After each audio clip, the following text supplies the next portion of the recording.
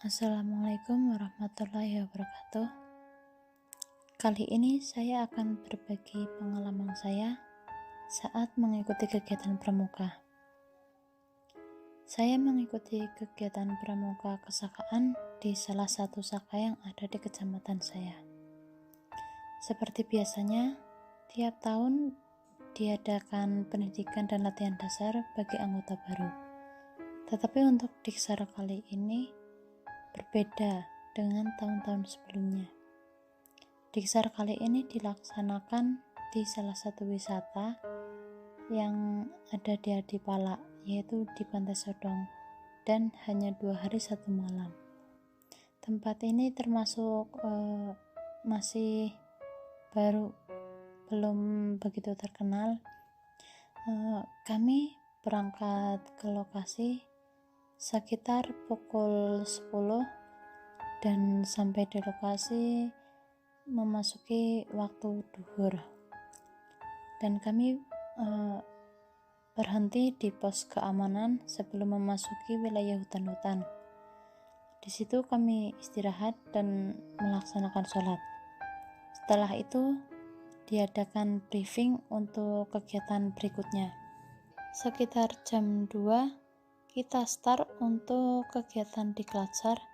Dari pos keamanan kita masuk ke wilayah hutan-hutan, naik ke kayak bukit-bukit gitu dengan jalan kaki, karena kita ini jelajah alam.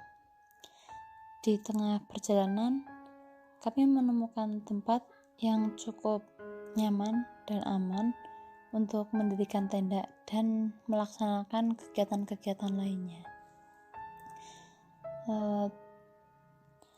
Setelah mendirikan tenda dan istirahat, panitia dibagi tugas menjadi 3. Ada yang masak, mencari rute untuk jalan malam, dan ada yang mengisi materi tentang survival. Kebetulan saya kebagian tugas mencari rute untuk kegiatan berikutnya bersama 2 teman cowok saya. Sebetulnya saya belum begitu tahu tentang lingkungan di sekitar situ. Hanya saja 2 teman saya itu cukup berpengalaman ya dalam hal ini.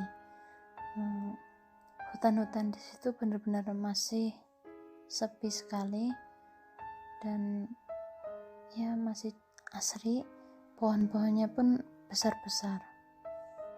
Kami mencari rute itu sore hari karena rutenya itu akan digunakan untuk kegiatan malamnya.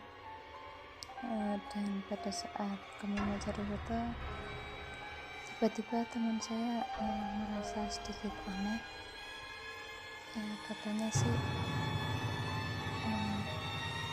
dinding gitu, kayak ada sesuatu. Dan selama pencarian itu kami mendengar ada musik bimbingan gitu, padahal tempat kami itu jauh dari teman juga. Tapi kami tugas, jadi kami tetap melanjutkan. Itu sudah menjelang maghrib, kami pun lupa tidak membawa senter. Akhirnya kami cepat-cepat menyelesaikan tugas dan kembali lagi ke tenda. Memasuki waktu maghrib, kami turun ke bawah karena musolanya itu hanya ada di bawah di pos keamanan pada saat pertama kali kita nyampe.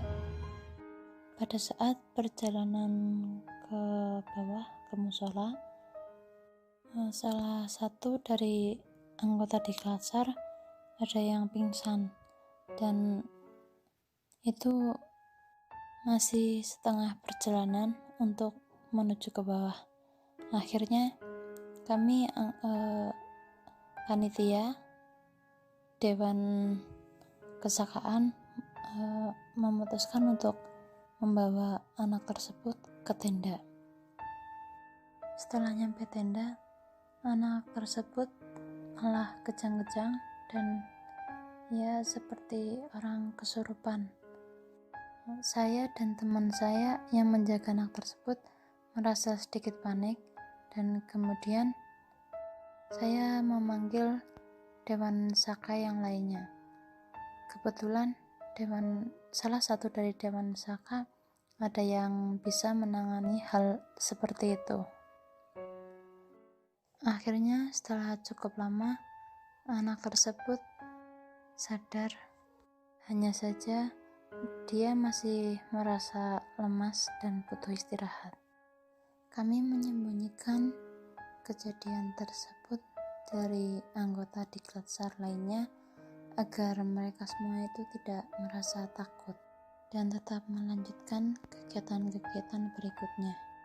Saat jam 10 dilakukan persiapan untuk melakukan jalan malam. Tapi saya dan kedua teman saya, yang satu perempuan dan yang satunya lagi itu laki-laki, bertugas menjaga anak yang tadi pingsan di tenda. Pada saat kami sedang ngobrol-ngobrol, kami mendengar lagi musik Jawa yang seperti tadi sore. Itu musik nggak tahu dari mana asalnya, tapi kami cuek aja, kami tetap ngobrol ini itu. Lama-lama kami merasa sedikit lelah, jadinya kami istirahat. Pada saat itu teman laki-laki saya lilir dan itu mendengar suara srek kayak ada yang datang, tetapi teman saya itu nggak peduli dan melanjutkan tidur lagi. Kemudian teman saya itu terbangun lagi karena kayak ada yang lewat di atas kakinya, kayak ada kain.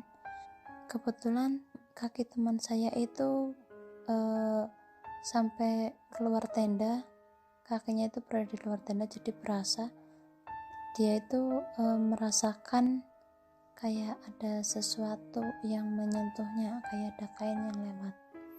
Terus teman saya juga melihat dari dalam tenda, melihat ada bayangan yang lagi muterin tenda, muter sekitar 3 kali. Namun teman saya tetap gak peduli karena saking lelahnya, jadi teman saya lanjut tidur lagi. Saat pagi harinya, teman saya yang laki-laki itu tanya ke panitia yang lainnya, ke dewan yang lainnya, kira-kira tadi malam itu ada yang datang apa enggak. Terus akhirnya teman saya itu cerita semuanya, tetapi itu tidak mengurangi rasa semangat kami, rasa keberanian kami untuk melanjutkan kegiatan-kegiatan selanjutnya. Sore harinya, setelah kegiatan selesai, kami kembali lagi ke pos keamanan, dan di situ sambil menunggu kendaraan datang, kami panitia melakukan briefing. Kemudian ya sambil cerita-cerita ke penjaga yang ada di keamanan di situ. Dan yang membuat kami semua kaget, ternyata di tempat tersebut sebelum-sebelumnya itu ada perempuan yang dibunuh di situ. Mendengar cerita dari penjaga di situ, kami semua benar-benar kaget. Untung aja kegiatan tersebut udah selesai. Sekian cerita dari saya. Terima kasih. Assalamualaikum warahmatullahi wabarakatuh.